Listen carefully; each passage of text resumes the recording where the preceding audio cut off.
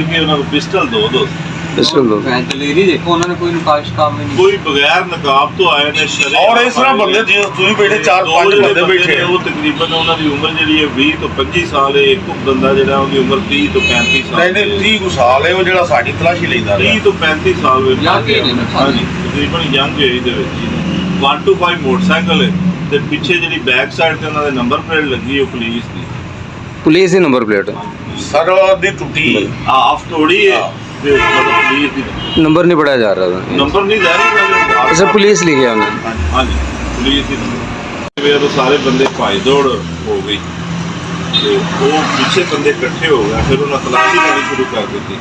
ਤਲਾਸ਼ੀ ਲੈ ਕੇ ਤੇ ਜੋ ਵੀ ਨਗਦ ਹੈਗੀ ਸੀ ਦਰਾਗਾ ਜਗ੍ਹਾ ਸੀ ਉਹ ਕੱਢ ਕੇ ਤੇ ਇਧਰੋਂ ਮੇਰੇ ਵਾਲ 18 ਤੋਂ 20,000 ਰੁਪਈਆ ਸੀ ਇੱਥੇ ਪਿਆ ਦਰਾਜ਼ ਵਿੱਚ। ਤੁਹਾਡੇ ਦਰਾਜ਼ ਹਾਂਜੀ ਮੇਰੇ ਵਾਲੇ ਪਾਸੇ।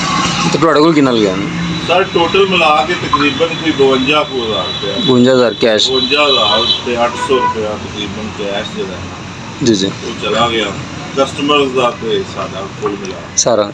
ਤੇ ਤਿੰਨ ਬੰਦੇ ਸਨ, ਪਿਸਟਲ ਸਨ ਤਿੰਨਾਂ ਕੋਲ। ਤਿੰਨ ਬੰਦੇ ਸਨ ਸਰ ਦੋ ਪਿਸਟਲ ਦੋ ਪਿਸਟਲ ਸਨ, ਇੱਕ ਹੀ ਬੰਦਾ ਡਬਲ ਪਿਸਟਲ ਬੱਲ ਨਹੀਂ ਇੱਕ ਕੋਲ ਇੱਕ ਸੀ ਤੇ ਦੋ ਇੱਕ ਨੇ ਇੱਥੇ ਟੰਗਿਆ ਸੀ ਨਾ। ਨਹੀਂ ਉਹਦੇ ਕੋਲ ਇੱਕ ਸੀ ਜਿਹੜਾ ਸਾਡੀ ਉੱਥੇ ਤਲਾਸ਼ੀ ਲੈਂਦਾ ਰਿਹਾ। ਸਰ ਉਹਦੇ ਕੋਲ ਵੀ ਦੋ ਸਨ, ਇੱਕ ਉਹਨੇ ਡੱਬ ਦਾ ਨਾਲ ਲਾਇਆ ਤੇ ਇਹਨਾਂ ਨੂੰ ਮੈਨੂੰ ਨਹੀਂ ਦਿਸਿਆ ਹੈਗਾ। ਹਾਲਾਂਕਿ ਉਹ ਮਤਲਬ ਮੌਕੇ ਤੇ ਪਜ਼ਲ ਸੀ, ਕੰਮ ਰਿਹਾ ਸੀ, ਲੇਕਿਨ ਮਤਲਬ ਗੱਲ ਇਹ ਵੇ ਕਿ ਉਹਨਾਂ ਨੂੰ ਪਿਸਟਲ ਦੋ ਪਿਸਟਲ ਦੋ दलेरी देखो उन्होंने कोई नुकाश काम में नहीं, ਕੋਈ ਬਗੈਰ ਨਕਾਬ ਤੋਂ ਆਏ ਨੇ ਔਰ ਇਸ ਤਰ੍ਹਾਂ ਬੰਦੇ ਜਿਸ ਤੁਸੀਂ ਬੈਠੇ 4-5 ਬੰਦੇ ਬੈਠੇ ਉਹ ਤਕਰੀਬਨ ਉਹਨਾਂ ਦੀ ਉਮਰ ਜਿਹੜੀ ਹੈ 20 ਤੋਂ 25 ਸਾਲ ਹੈ। ਇੱਕ ਬੰਦਾ ਜਿਹੜਾ ਉਹਦੀ ਉਮਰ 30 ਤੋਂ 35 ਸਾਲ ਨਹੀਂ 30 ਕੁ ਸਾਲ ਹੈ ਉਹ ਜਿਹੜਾ ਸਾਡੀ ਤਲਾਸ਼ੀ ਲੈਂਦਾ ਰਿਹਾ 30 ਤੋਂ 35 ਸਾਲ ਵਿੱਚ ਹਾਂਜੀ ਤਕਰੀਬਨ ਯੰਗ ਏਜ ਦੇ ਵਿੱਚ 125 ਮੋਟਰਸਾਈਕਲ ਹੈ ਤੇ ਪਿੱਛੇ ਜਿਹੜੀ ਬੈਕ ਸਾਈਡ ਤੇ ਉਹਨਾਂ ਦੇ ਨੰਬਰ ਪਲੇਟ ਲੱਗੀ ਉਹ ਪੁਲਿਸ ਦੀ ਨੰਬਰ ਪਲੇਟ ਸਰ ਦੀ ਟੁੱਟੀ ਆਫ ਤੋੜੀ ਹੈ ਤੇ ਮਤਲਬ ਪੁਲਿਸ ਦੀ नंबर नहीं पढ़ाया जा रहा था, ਨੰਬਰ ਨਹੀਂ ਜਾ ਰਹੀ सर पुलिस लिखे उन्होंने। ਹਾਂਜੀ